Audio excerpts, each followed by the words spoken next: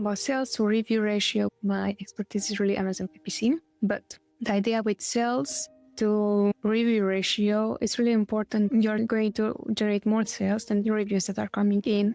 If you're going to enroll in the Vine review program, something that I would definitely recommend is that way you can have more reviews. If you are going to give away maybe 40 items or 50 items, I'm not sure what is the limit there.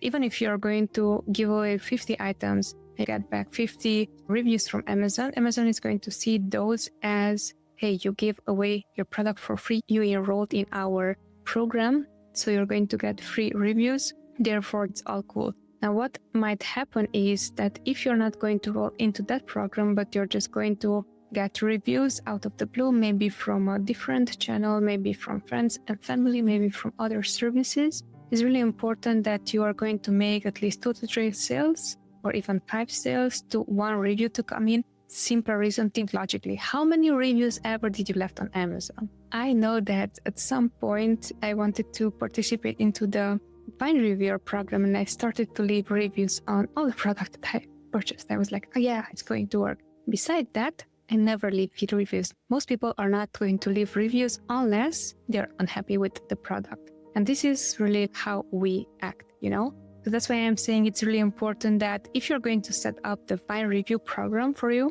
that is a huge green light. Otherwise, if they're going to come in reviews from friends and family or from other people or from other channels even, Amazon might flag them as there are too many reviews coming in versus how many sales are you making.